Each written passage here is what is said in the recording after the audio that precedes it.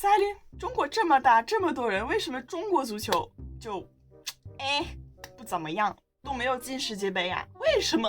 这是我很久一直在想的一个问题，所以我就找了我的一个朋友，他是一个足球教练，法国人，然后他在法国当过教练，在中国当过教练，还有在非洲在当教练。所以如果有人知道这个问题的答案，那应该是他。Pourquoi, selon toi, la Chine n'arrive pas à atteindre un niveau solide en football?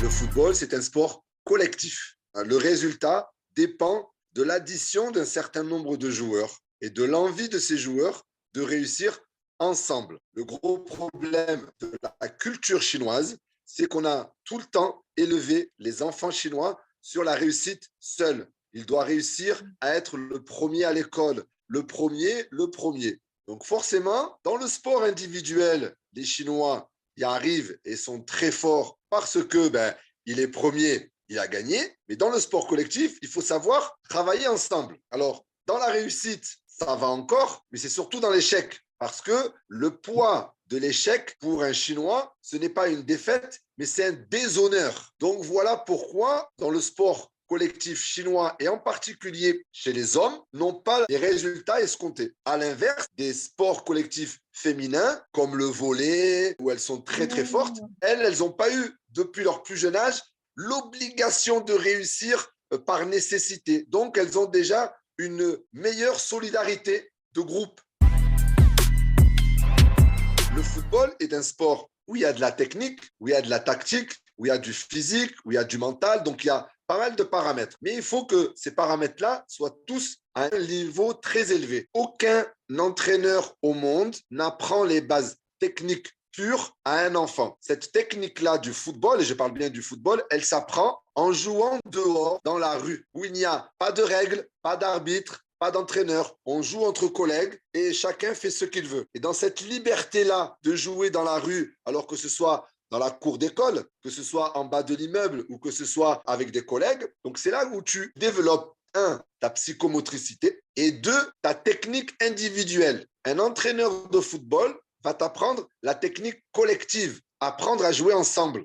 Mais aucun entraîneur au monde ne peut dire qu'il a appris à tel ou tel joueur à dribbler. C'est pas vrai. Ça s'apprend dans la cour d'école ou dans la rue. Malheureusement, aujourd'hui, l'enfant chinois, il fait la maison, l'école, l'école, la maison. Donc, il ne joue pas dans la rue. Et quand il est à l'école, l'heure où il fait le sport, c'est il faut réussir, il faut gagner. Donc, on n'a pas le temps de. Moi, pour avoir travaillé presque 2 ans en Chine, et là, depuis presque plus d'1 an en Afrique, la différence qu'il y a entre les deux, c'est l'individuel. Aujourd'hui, la Chine a des installations de top niveau. Aujourd'hui, moi, en Afrique, j'ai des installations qui datent de l'ère coloniale. Ça veut dire que j'ai des terrains qui datent des années 60, 50, qui sont juste repeints. Donc, c'est catastrophique. Mais à l'inverse, j'ai des joueurs qui jouent dans la rue tout le temps, jouent à l'école tout le temps. Donc, au niveau de la qualité technique individuelle, j'ai un potentiel énorme. Si on fait à la proportion, par exemple, aujourd'hui, la Chine, c'est plus d'1,5 milliard d'habitants. Une équipe comme la Chine, ou un pays, pardon, comme la Chine, devrait pouvoir aligner au moins une centaine de très bons joueurs. Quand tu penses que, par exemple, un pays comme la Croatie, où il y a 6 millions d'habitants, ils ont réussi à être finalistes de la dernière Coupe du monde de football. Donc, ce n'est pas le nombre, c'est la qualité du travail qu'il faut développer.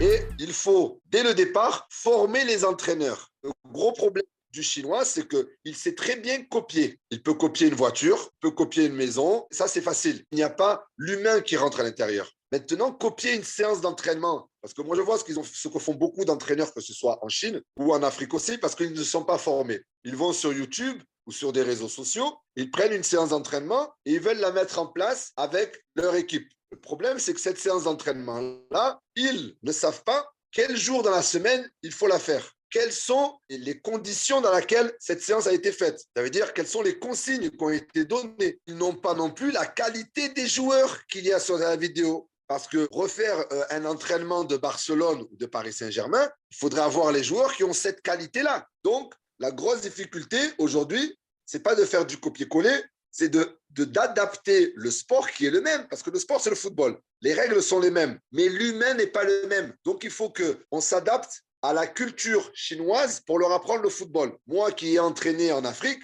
et j'ai déjà vu par exemple des vidéos de Sud-Américains, les Sud-Américains ou les Africains dansent dans le vestiaire 10 minutes avant un match officiel d'une grande importance. Demain, je ne peux pas dire à des jeunes Chinois, il faut danser dans les vestiaires pour vous déconcentrer. Non, parce que dans la culture chinoise, on est très droit, on est très... Donc, la deuxième, aujourd'hui, les Chinois ont développé un championnat de foot scolaire. Là, ils sont très en avance. Par contre, leur gros problème, c'est qu'ils sont dans la réussite et dans la victoire absolue, peu importe l'âge du gamin. Quand on oblige quelqu'un à toujours gagner, à un moment donné, il arrive à un âge où il sature. Aujourd'hui, en France, à l'âge de 4 ans, tu peux être entraîné et tu peux tous les samedis faire des petits plateaux et faire des matchs de football. Par contre, il n'y a pas de classement, il n'y a pas de résultat. Ils jouent pour se développer, ils jouent contre des adversaires pour qu'il y ait, on va dire, un petit enjeu. Ce n'est qu'à un certain âge que l'on commence à leur dire, bon, maintenant, on va mettre un championnat en place, on va mettre des classements en place pour qu'on développe la compétition. Au début, on ne développe pas la compétition. Au début, on joue au football pour prendre du plaisir.